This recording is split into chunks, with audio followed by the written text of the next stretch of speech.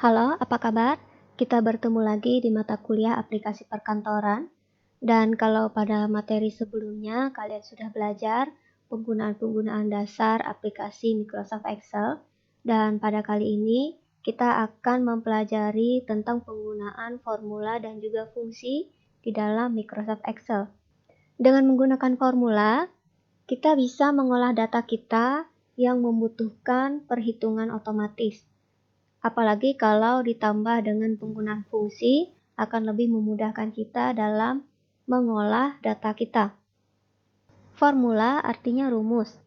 Jadi dengan menggunakan formula, kita dapat melakukan operasi perhitungan matematika seperti penjumlahan, pengurangan, perkalian, pembagian, dan juga perpangkatan.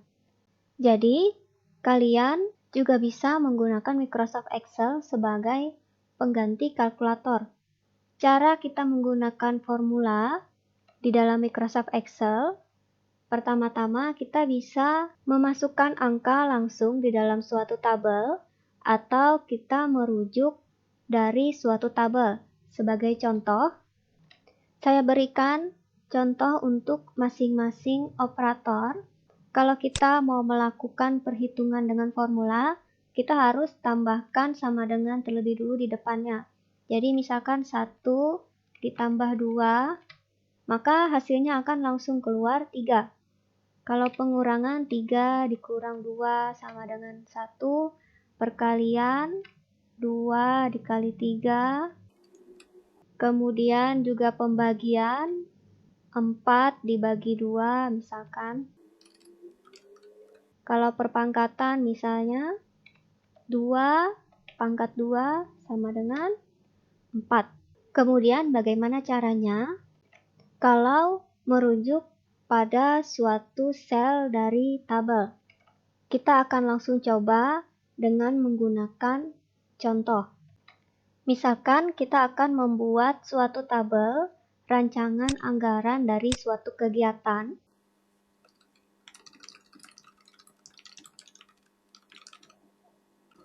Kita akan buat rancangan anggaran untuk suatu acara malam keakraban.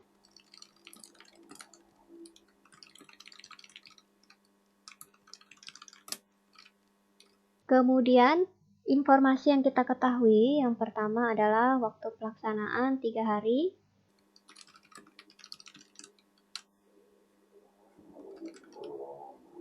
Kemudian kita akan buat tabelnya terlebih dulu, tabel rencana pengeluaran. Kita buat di sini pengeluaran. Kemudian kolom-kolomnya yang pertama adalah item. Kemudian quantity. Setelah itu harga per item dan total harga.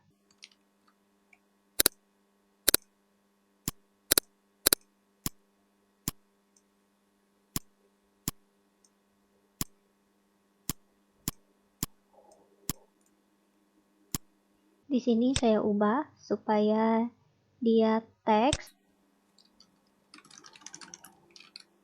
Oke. Sekarang saya akan masukkan item-itemnya. Item ini sudah saya copy sebelumnya, jadi tinggal saya tempel di sini. Jadi ini beberapa itemnya. Kalau kurang lebar kolomnya bisa klik 2 kali, maka kolom akan menyesuaikan isi teksnya.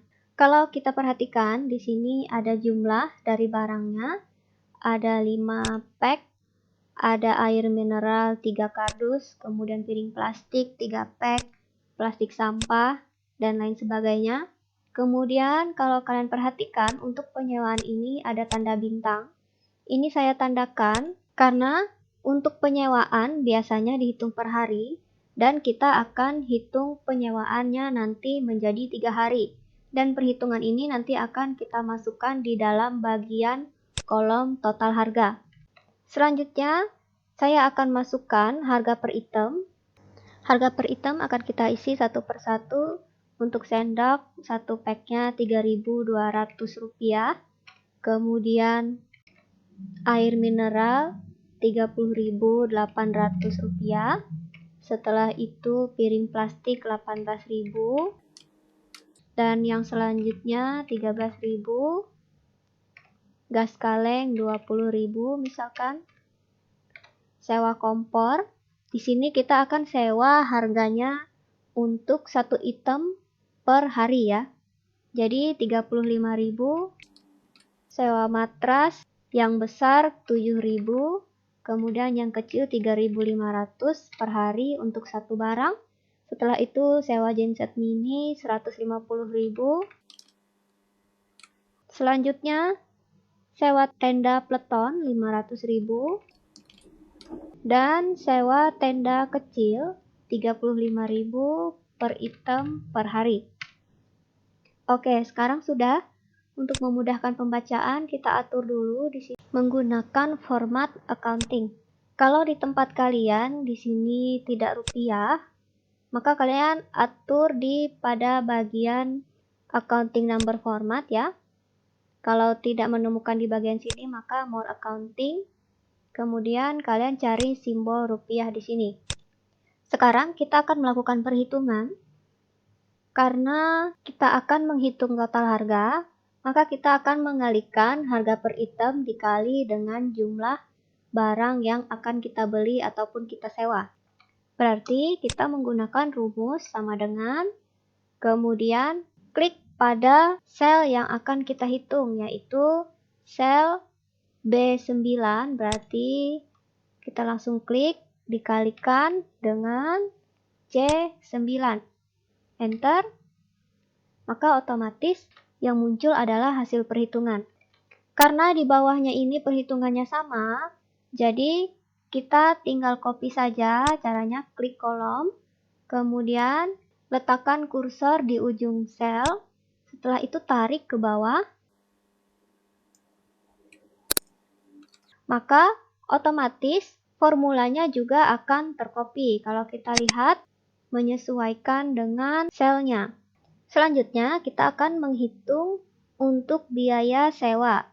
Total harga ini nanti akan kita kalikan selain dengan jumlah barangnya, juga akan kita kalikan dengan hari, yaitu 3 hari. Berarti rumusnya adalah quantity dikali dengan harga. Kemudian dikali juga dengan jumlah harinya. Enter. Setelah itu kita sama kopikan juga rumusnya. Kalau kalian perhatikan, di sini ada yang salah dengan rumusnya. Kenapa? Karena ketika kita mengcopy suatu sel yang berisi rumus atau formula, maka otomatis bagian referensinya juga akan turun. Kalau kalian perhatikan di sini ya, ketika posisi yang asli seperti ini, kemudian untuk posisi kopinya, maka akan turun juga. Kalau kita mau mengcopy suatu rumus ke sel lain, tapi kita tidak ingin referensinya berubah, mungkin ada salah satu sel atau semuanya, maka kita bisa gunakan referensi absolut. Caranya, kita tambahkan lambang dolar di depan nama selnya. Kalau dari contoh, kita ubahnya dari rumus asli ya. Referensi yang mau kita buat supaya dia tetap dan tidak bergeser waktu di copy adalah B5. Ini ya, B5. Berarti yang kita lakukan adalah menambahkan dolar, lambang dolar di depan kedua lokasi baris dan kolomnya. Karena kita tidak mau dia bergeser ke baris atau kolom tertentu.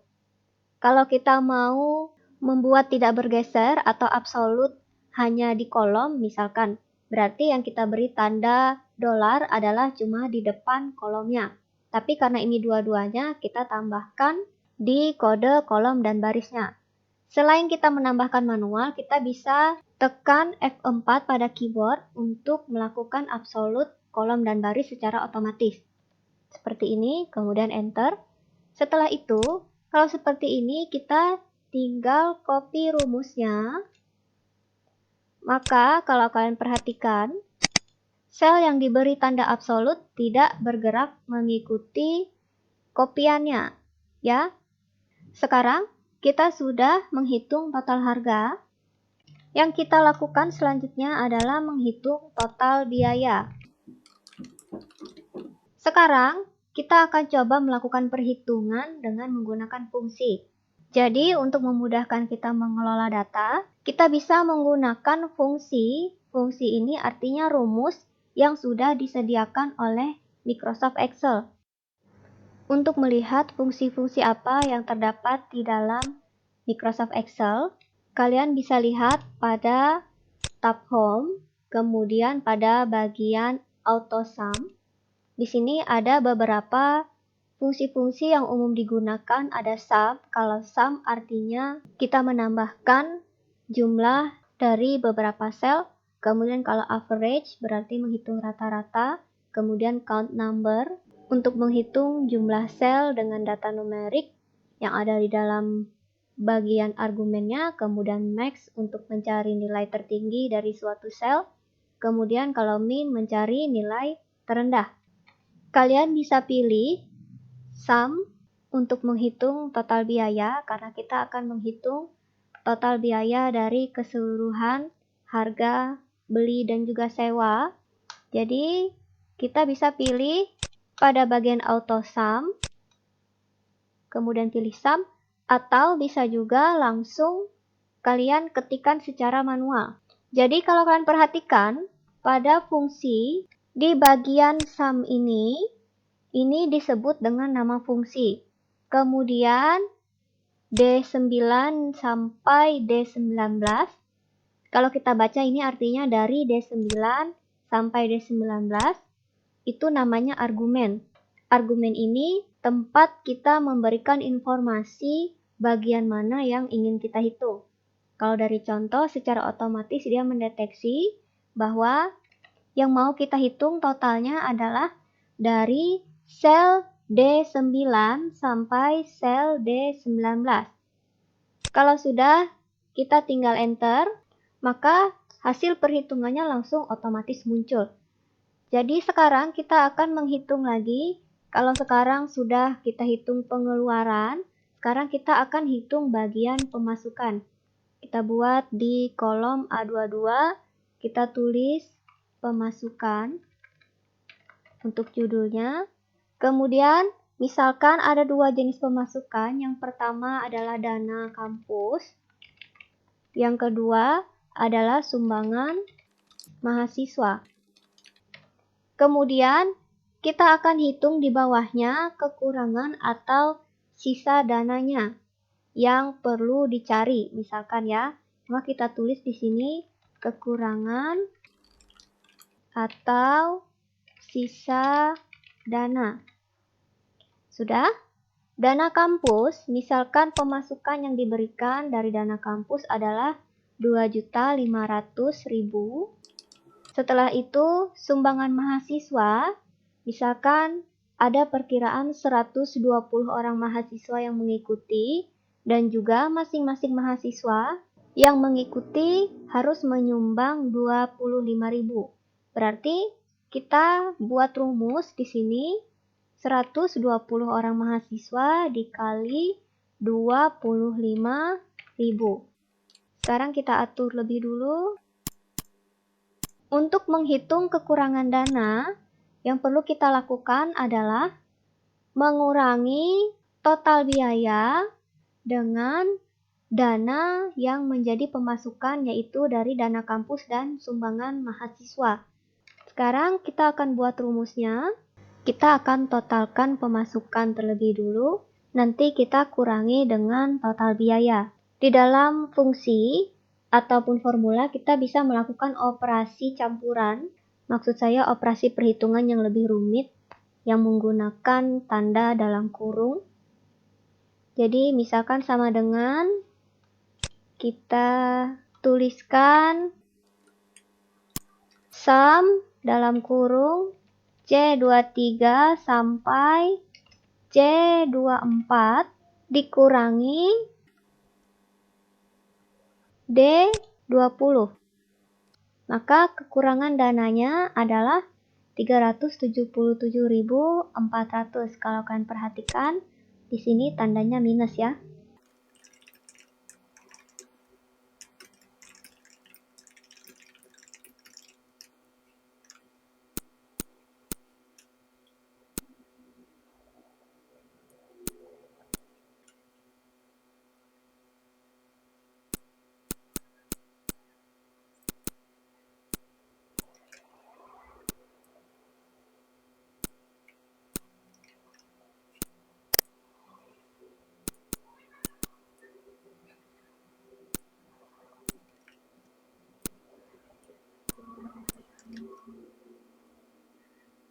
Seperti itu cara penggunaan fungsi dan juga formula. Sekarang kita akan coba satu latihan lagi untuk menggunakan referensi absolut yang sebelumnya sudah kita coba. Kita akan coba untuk lebih dalam lagi. Kita akan coba membuat tabel harga beras per kilogram untuk masing-masing jenisnya.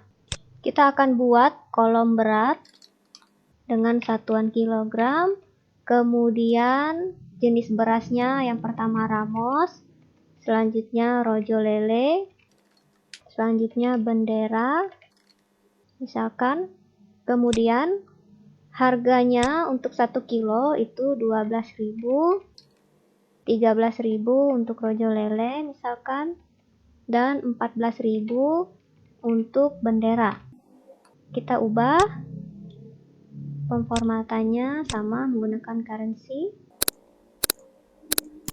Kalau sudah, kita akan buat harga masing-masing per jumlah kiloannya. Jadi kita akan buat dari 1 sampai 20 kilo. Kita akan copy di sini. Kita tarik pada bagian ujung. Kalau dia tercopy seperti ini, tidak otomatis, maka yang kita lakukan adalah pada bagian ujung kita ubah autofill optionnya menjadi fill series. Maka dia akan otomatis berurutan dari 1 sampai 20 ya. Sekarang kita akan buat rumus dasarnya dulu. Jumlah per kilonya dikali dengan harga. Ini juga sama, di sebelahnya juga nanti sama. Sekarang, supaya memudahkan kita untuk mengcopy rumus ini, kalau saya copy seperti ini saja, yang terjadi adalah perhitungannya salah, tidak sesuai. Karena apa? Karena waktu kita copy, maka dia juga akan turun referensinya. Saya coba lagi di sini ya. Nah, dia akan turun seperti ini. Jadi bagaimana caranya supaya kolom yang kita inginkan atau baris yang kita inginkan itu tidak bergeser saat di-copy. Yang saya inginkan, waktu saya copy ke samping nanti, maka sel A5 ini tidak berubah kolomnya ya. Jadi berarti supaya kolomnya ini tidak berubah, kita beri tanda absolut di bagian A. Jadi kalau saya copy ke samping kanan, kolomnya tidak akan berubah kemana-mana. Kalau ke bawah, dia boleh berubah. Kemudian untuk sel B4, supaya waktu di copy tidak bergeser ke bawah, karena kalau bergeser ke bawah, maka angka harganya juga akan berubah. Sedangkan kalau kita copy ke samping, tidak apa-apa harganya berubah ya, karena memang posisi harganya menyamping. Jadi pada bagian ini yang kita beri tanda absolut adalah pada bagian barisnya. Kita beri tanda absolut pada baris keempat ya. Setelah itu tekan enter. Sekarang kita akan coba apakah benar rumus absolut kita. Kita copy dulu ke samping. Kemudian kalau kita lihat di sini benar ya. Setelah itu kita tarik lagi ke bawah untuk copy selanjutnya. Kalau kita perhatikan, sekarang harganya sudah sesuai. Kalau kita mau mengetes apakah benar absolut kita ini, kita bisa klik misalnya di sembarang sel, Kemudian kita coba pastikan A9 dikali dengan C4. Benar ya? Jadi 5 kilo dikali harga, dia tetap tidak bergeser. Atau mungkin kalau di bagian sel yang lain, nah jadi ini benar, sudah 7 dikali dengan 14. Jadi seperti itu, kita menggunakan referensi absolut. Kalau sebelumnya kita sudah coba beberapa fungsi umum yang termasuk dalam fungsi statistika, sekarang kita akan coba fungsi-fungsi yang lain. Tapi di sini saya tidak bahas semua fungsi yang ada. Untuk kalian mengetahui fungsi-fungsi yang sesuai dengan kebutuhan kalian, kalian bisa lihat pada tab formula dan pada bagian library untuk fungsi. Kalian bisa melihat beberapa fungsi yang sudah dikategorikan. Misalkan untuk finansial, logika, kemudian teks, date and time, kemudian untuk lookup ini berarti pencarian dan juga referensi, kemudian fungsi-fungsi matematika ada di math and trigonometry, dan beberapa fungsi yang lain sesuai dengan kebutuhan kalian. Jadi yang akan kita bahas kali ini hanya fungsi-fungsi yang cukup sering digunakan. Yang pertama adalah fungsi logika. Fungsi logika ini adalah fungsi yang kita pakai untuk melakukan operasi-operasi logika. Operasi logika adalah operasi untuk kita menilai apakah suatu pernyataan itu benar atau tidak. Biasanya pernyataan-pernyataan jika, maka. Kalau di dalam informatika itu biasanya yang if, else, dan lain sebagainya.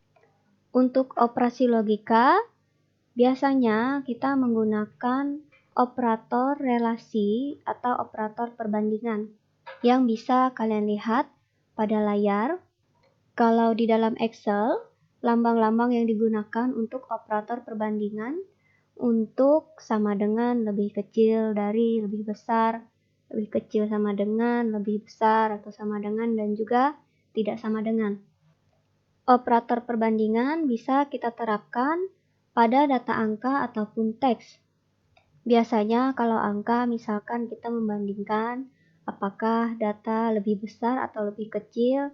Kemudian kalau teks misalkan apakah data itu sama teksnya atau jumlah teksnya ataupun urutan abjadnya. Operasi logika biasanya menghasilkan nilai true atau false. Sebagai contoh, kita akan coba fungsi AND dan juga fungsi OR. Misalkan di sini saya ketikkan nilai 10, 20, kemudian 30. Kemudian kita akan melakukan perbandingan pada ketiga angka ini menggunakan fungsi AND dan OR.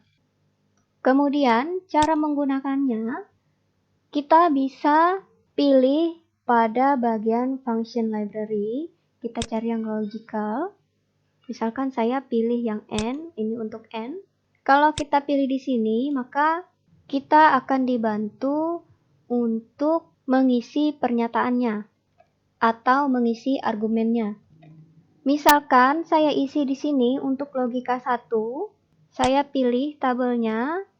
Tabel ini lebih kecil daripada tabel A11. Oke. Sudah? Ini logika 1. Kemudian logika 2.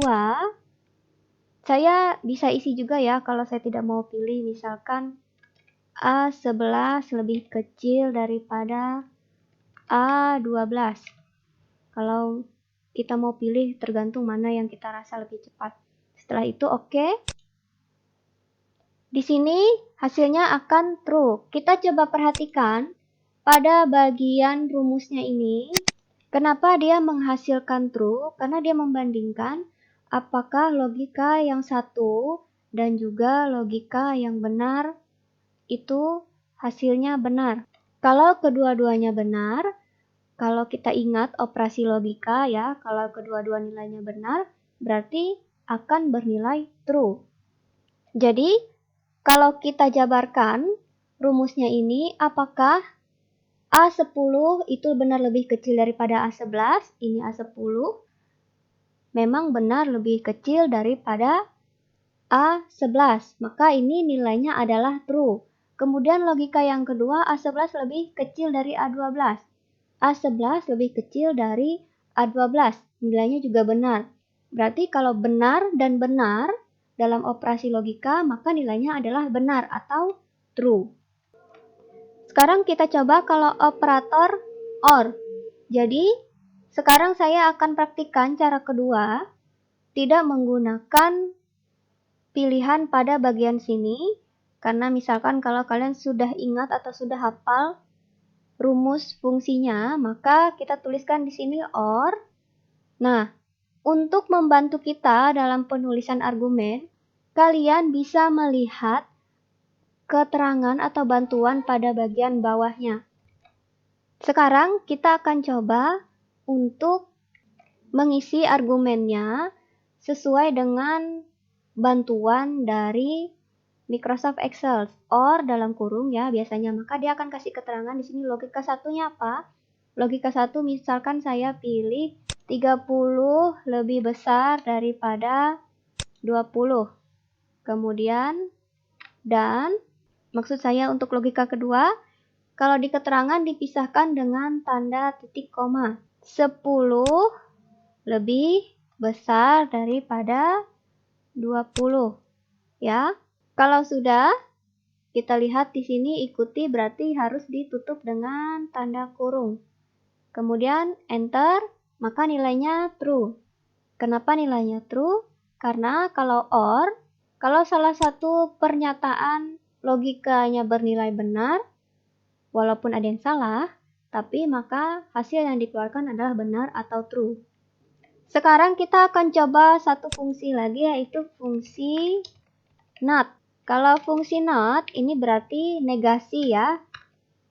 Berarti kalau misalkan kita tulis di sini untuk NOT itu adalah NOT dalam kurung nilai logikanya 30 sama dengan 20. Kita tutup, maka nilainya sama dengan true. Karena apa? Benar ya, 30 tidak sama dengan 20. Bisa juga kita buat NOT ini, misalkan NOT dalam kurung, kita ambil rumus yang sebelumnya untuk fungsi OR. Kalau di sini nilainya true, kalau not true berarti artinya pasti adalah false. Maka hasilnya false. Kemudian fungsi yang lumayan sering sekali kita gunakan, yaitu adalah fungsi if. Fungsi ini sangat berguna. Misalkan saya mau buat sebuah grade secara otomatis pada tabel nilai. Untuk sederhananya, misalkan kita tulis di sini mahasiswa, kemudian nilai, kemudian grade.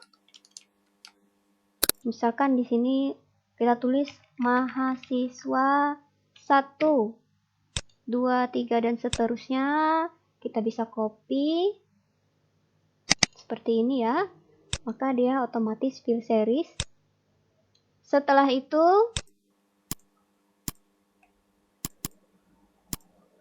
misalkan kita isi sembarang nilai di sini.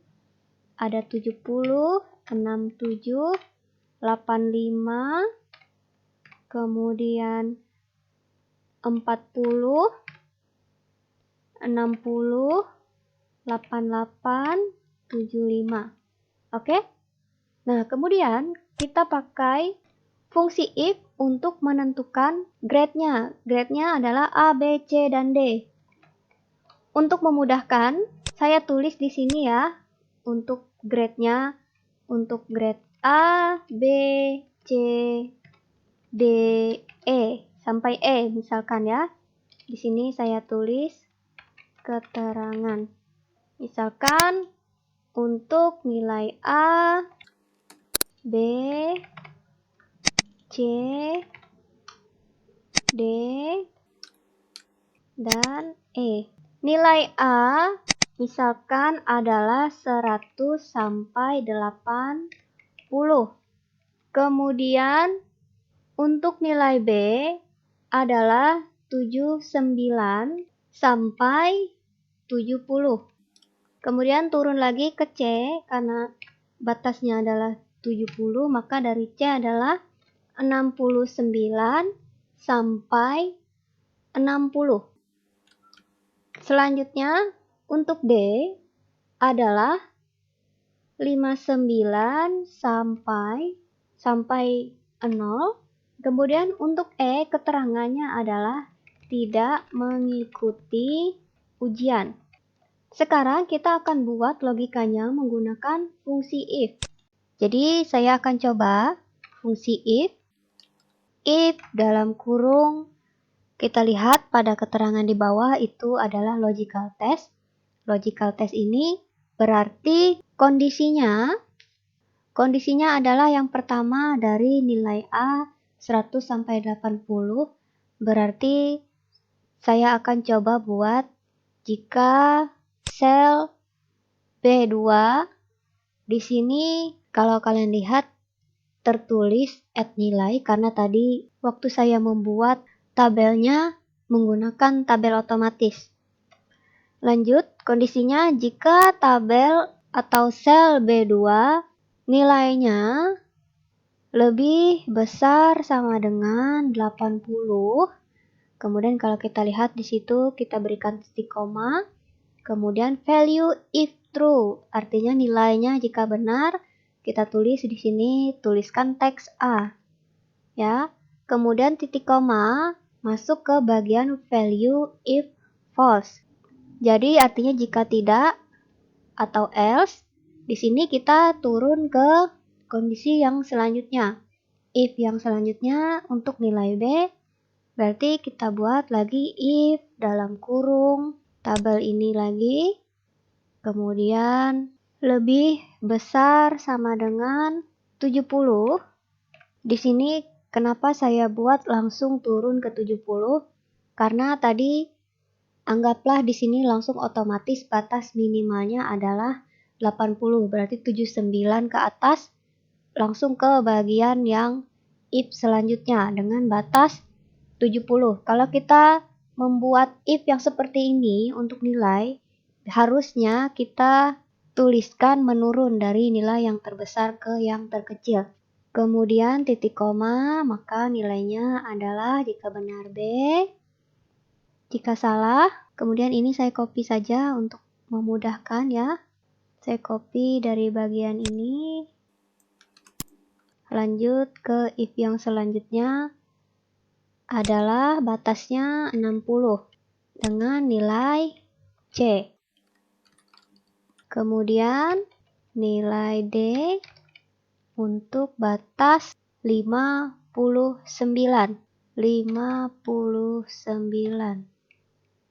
Maksud saya 50 ya. D, kemudian selanjutnya itu kalau sudah 50 ke bawah berarti otomatis dia tidak ujian, atau di bawah 50 berarti nilainya E. Kemudian untuk penutupnya kita harus ingat berapa jumlah tanda kurung bukanya tadi. 2, 3, 4, ini dia dilambangkan dengan warna, kemudian enter. Nah, jadi di sini kita lihat grade-nya otomatis terpenuhi. Oh, di sini untuk nilai E tadi else-nya belum saya isi ya. Jika tidak, maka E. Nah, seperti ini. Ini juga salah. Kurang dari 50 atau. Jadi itu cara penulisan secara langsung. Karena tadi logikanya cukup panjang. Tapi kalau logikanya yang pendek atau singkat saja, tidak ada punya banyak kondisi, kalian bisa pakai bantuan dari library yang ada supaya mengurangi atau meminimalisir kesalahan dalam penulisan formula.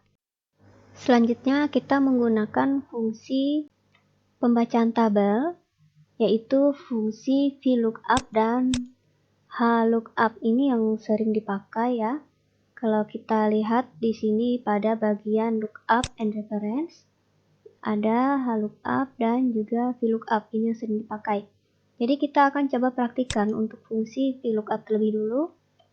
Jadi fungsi VLOOKUP ini adalah fungsi untuk membaca tabel secara vertikal. Jadi kalau kita lihat pada contoh ini, di sini ada tabel harga televisi, ada kode barang, merek dan harganya, kemudian pada bagian bawah ada tabel penjualan. Di tabel penjualan ini juga ada kode, merek, dan total harga. Jadi prinsipnya di sini kita mencari informasi yang spesifik dari suatu tabel. Misalkan di sini ada kolom kode, merek, dan total harga. Kemudian di kode ini dituliskan kode barang-barang yang dibeli, misalkan T001, T005, T002, T003, dan T004. Kemudian, kita mau mengisi secara otomatis merek ini berdasarkan kode yang ada di kolom sebelahnya. Maka kita pakai perintah VLOOKUP. VLOOKUP ini nanti yang akan membantu kita mencari informasi atau data dari tabel yang ada di atasnya secara vertikal, berarti turun ke bawah. Jadi fungsinya adalah VLOOKUP dalam kurung.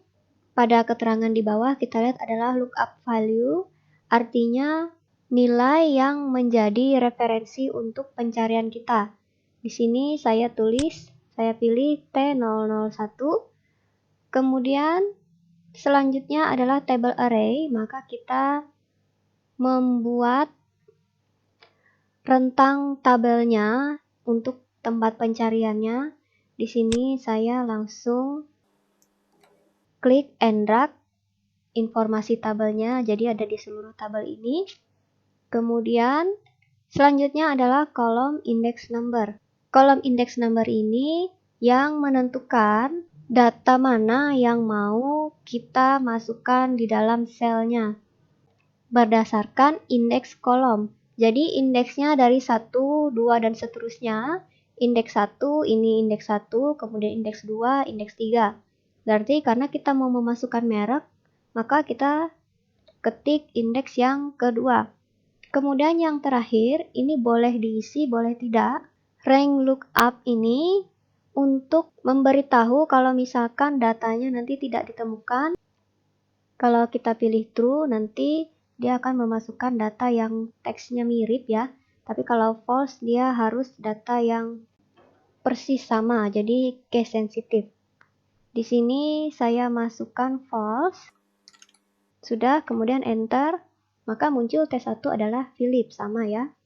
Nah, kemudian kalau kita mau copy, pada bagian rentang tabelnya ini, supaya dia tidak bergeser, maka kita absolutkan. Jadi setelah kita copy, maka secara otomatis muncul mereknya sesuai dengan referensi dari kode namanya. Selanjutnya total harga. Total harga ini rumusnya jumlahnya dikali dengan harga. Jadi kita akan buat juga menggunakan rumus VLOOKUP. Jadi rumusnya adalah 10 untuk pada baris pertama ya. Dikali, kita pakai VLOOKUP juga, dikali VLOOKUP dalam kurung referensinya adalah ini, kemudian rentangnya dari sini kita absolutkan, kemudian kita ambil kolom yang ketiga. Setelah itu enter, maka otomatis harganya 15 juta. Kalau kita coba hitung ya, untuk Philip harganya 1.500.000 dikali 10 benar 15 juta. Setelah itu tinggal kita copy datanya. Jadi seperti itu contoh penggunaan fungsi VLOOKUP. Sekarang kita akan coba untuk penggunaan fungsi HLOOKUP. HLOOKUP ini sama dengan VLOOKUP, tapi dia pencariannya secara horizontal. Kalau VLOOKUP secara vertikal atau menurun. Misalkan pada tabel harga ini akan kita copy, kemudian kita taruh di bawah, kita transpose ya. Kita pilih paste-nya yang transpose, maka dia akan seperti ini. Kemudian kalau misalkan kita mau mengisi tabel ini juga, tapi berdasarkan tabel yang seperti di bawah ini, misalkan kita copy saja ya.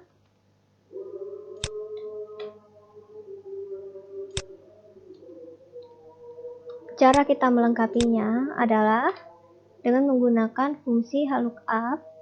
Maka HLOOKUP dengan menggunakan referensi dari kodenya. Setelah itu kita pilih rank-nya, kemudian barisnya. Karena merek ada di baris kedua, berarti kita tulis 2. Kalau misalkan pakai bahasa yang sederhana, kita mau ambil data punya T1 dari tabel ini pada baris yang kedua, berarti yang kita ambil adalah delete. Kemudian kita absolutkan dulu. Setelah itu tinggal kita kopikan rumusnya, maka otomatis. Setelah itu sama untuk total harga juga, rumusnya mirip dengan yang sebelumnya.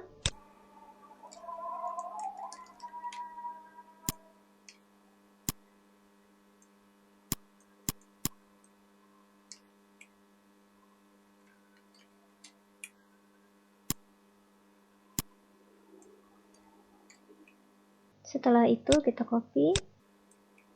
Jadi sama ya, tergantung sesuai dengan kebutuhan kita masing-masing. Selanjutnya kita akan coba fungsi untuk tanggal dan waktu. Kalau di dalam formula itu pada bagian date and time, kita coba misalkan kita tambahkan di sini tanggal pembelian. Kemudian kalau misalkan tanggal pembelian untuk barang ini merupakan tanggal hari ini, kita bisa pakai fungsi today, kemudian oke, maka otomatis muncul. Itu salah satu contoh kita menggunakan fungsi tanggal dan waktu. Jadi di sini ada beberapa fungsi yang sangat berguna yang bisa kita gunakan sesuai dengan kebutuhan kita. Ketika kita mengelola banyak data menggunakan Excel, disarankan untuk mencari fungsi-fungsi yang berguna untuk membantu kita mengelolanya. Pada materi kali ini tidak mungkin saya bagikan cara penggunaan untuk masing-masing fungsi, tapi yang terpenting pada fungsi ini biasanya sudah ada guide atau penuntunnya untuk membantu kalian mengisi argumen pada tiap-tiap fungsi yang ada. Demikian materi kita kali ini. Jika ada pertanyaan, silahkan ditanyakan pada grup aplikasi perkantoran. Dan jangan lupa mengisi lembar evaluasi untuk materi kali ini. Sampai jumpa pada pertemuan berikutnya.